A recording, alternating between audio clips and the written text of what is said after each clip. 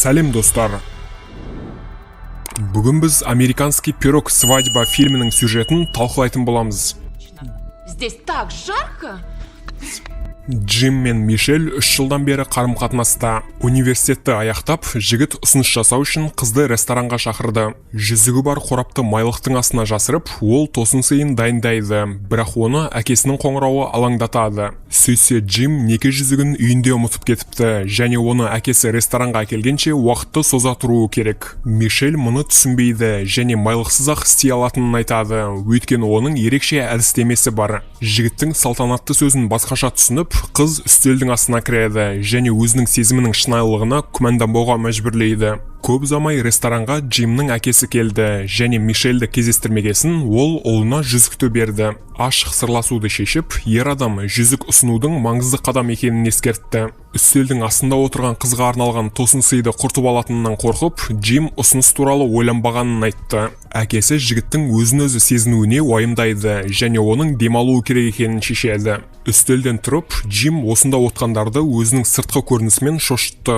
өйткені Мишель оның шалбарын түсіріп тастаған. Жігіттің әкесі де қызды үстелдің астынан көріп, қатты таңқалуда. Өзін ретке келтіріп, Джим сөз салды және Мишель оның әйелі болуға келісті. Бірнеше күн өткесін жұптар өздерінің достарына отау құру ниеттері туралы айтады. Кевин мен Пол Джимді түсінбейді, өйткені айналада уақытты көңілді өткізуге болатын қыздар толып жатыр. Мишель жігітті биге шақырды және тойды олар мұнсыз да өткізе алатындарын түсінді, өйткені бұдан жарақат алу қаупі жоғары. Көп ұзамай барлығы тойға дайындықты талқылау үшін және Мишельдің ата-анасымен танысу үшін Джимнің ата-анасының үйінде жиналды. Алдағы той жөнінде естіп, мұнда Стив Стифлер де келді. Оның мінезі мен өзін-өзі ұстауынан Мишель мен Джим жігітті тойға шақырмауды шешті, бірақ Стифлерге бұл кедергі емес. Шақырылмаған қонақты көріп, Джим онымен сөйлесуге тырысты, бірақ Стив өзінде жолдасында тортпен қамтамасыз етіп үлгереді. Өздерін ретке келтіре бергенде оларға ит кедергі келтіріп, тортты жалай бастады.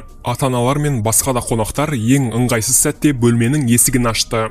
Пол және Кевинмен сөйлескесін, Стив олардың достары жақында үйленетінін біледі және ұлдар отырысын ұйымдастыруды ұсынады. Джим мұндай іс-шараларға қарсы, өйткені тойдың керемет өткенін қалайды. Стивпен сөйлесуді шешіп, Джим досының жаттығуына келді және Мишель екеуі оны тойда көргілері келмейтінін мойындады. Мұндай құрметсіздік Стифлерді ренжітті, өйткені ол досының жеке өмірімен айналысқан және оның көмегінсіз Джимнің қолынан еш нәрсе келмейтін еді. Одан бөлек күйеуді тойға тек Стив қана дайындап, билеуді үйрете алады. Мишель барша той дүкендерін аралады, бірақ сол бойы сәйкес көйлек таппады, өйткені ерекше болғысы келді. Чикаголық ұста туралы біліп, оның сол кісіге тапсырыс бергісі келеді, бірақ бұның мүмкін еместігін түсінді.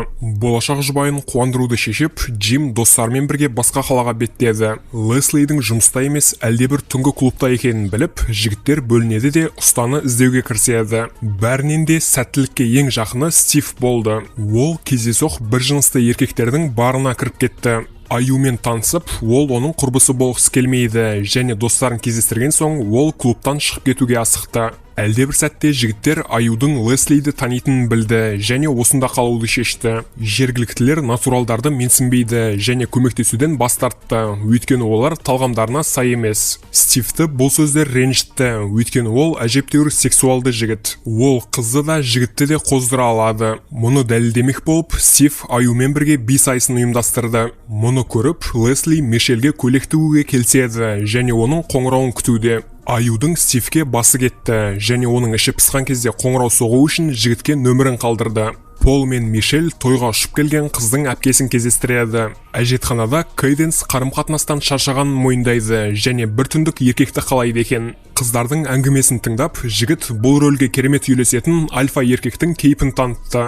Көп ұзамай Стив оған салмақты жігіт керек екенін айтып отырған Кейденсті байқады және лайықты үміткерлікті бейнелеуді шешті. Сырт келбеті мен сөйлеу мәнерін өзгертіп, Стифлер Мишельді ғана емес, оның анасын да сындырады. Гүлдерді таңдауға көмектесіп, Стив Кейденске және оның отбасына жақындады. Кездесу барысында ол тамаша тәрбие мен әдебиет бойынша білімін көрсетті. Бірақ қыз маңызды тақырыптардан шаршады және кішкене босаңсып алғысы келеді. Сәтті тиімді пайдалана отырып, Пол тағы да мачо кейпін танытты және оны қоздыра отырып Стивтің мұрнының астынан алып кетті. Джимнің бұдан былай Мишельден басқа ешкіммен жақындаса алмайтынын түсініп, достар ұлдар отырысын ұйымдастыруды шешті. Аюмен байланысып, олар ең жақсы стриптизершаларды шақырды. Көп ұзамай үйге Мишельдің ата-анасына кешкі ас ұйымдастыруды шешкен Джим келеді. Шақырылмаған қонақтарды көріп, достар стриптизершаларды жасырады және үйдің әр бұрышына жасырынып қалады. Бірінші болып аш аю ұсталды, бірақ вино ұсынушы кейпін танытып,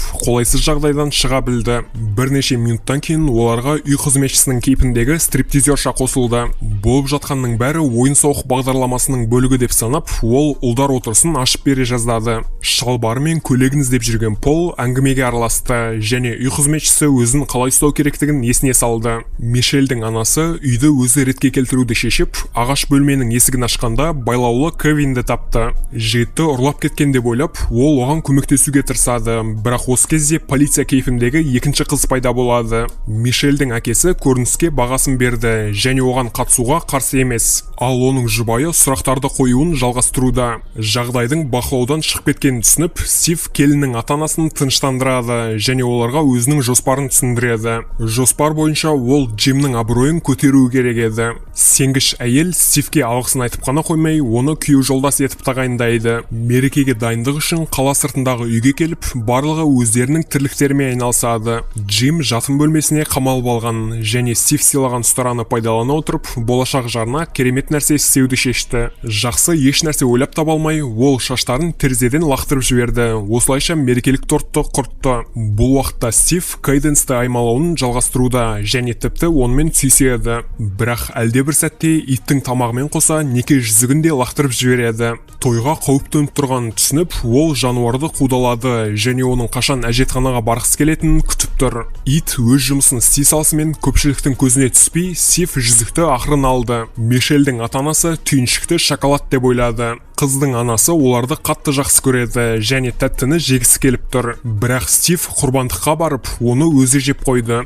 Пол мұның кәмпит емес екенін біледі, сондықтан шошып кетті. Джим Мишельді әжесімен таныстырды, бірақ кәрі әйелдің қызға батасын бергісі келмейді, өйткені ол еврей емес. Кеш барысында Кейден Стивтің алдында кешірім сұрады және оған төсеніш бөлмесіне оңашалануды ұсынды. Оның жақындасуды меңзеп тұрғанын түсініп, жігіт тоңазытқышқа жүгірді және шампан бөтелкесін алды. Полды кездестіріп, ол досымен әзілдеседі және қызбен не істегісі келіп тұрғанының барлығын айтып береді. Сөйтсе ол артқы жағында тұр екен және Стивтің мінезіне таңырқаулы. Бірнеше сағат өткесін Стив тоңазытқыш құралын өшіріп қана қоймай, кептіру режимін қосып кетіпті. Соның салдарынан барша гүлдер солып қалды. Көңілдері қалған Джим мен Мишель басқа жермен ойланатын жігітті қуып жіберді. Өзінің кінәсін сезініп, Стив түн жарымда гүл сатушыға барып, той тапсырысын қайталауды талап етті. Қолдың жетіспейтінін түсініп, ол той ұйымдастыруға футбол тобын шақырды. Стивтің бұл әрекеті Кейденске ерекше әсер етті және ол оған екінші мүмкіндік беруге дайын.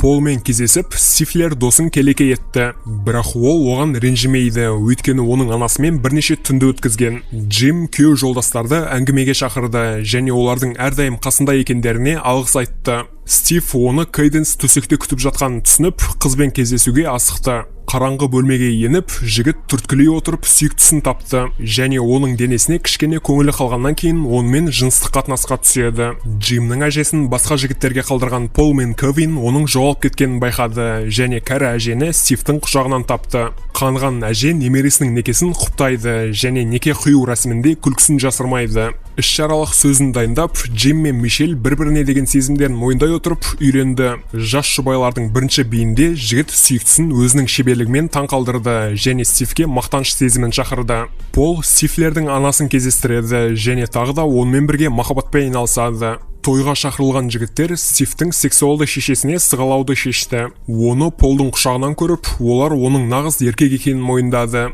Осымен фильм аяқталады. Соңына дейін көргендеріңіз үшін рахмет. Арнаға жазылып, қоңыраушаны басып қойыңыздар. Сіздер үшін бұл бірнеше секунд, ал мен үшін 100 000 жазылушыға бастап барар үлкен қадам. Келесі видеода кездескенше.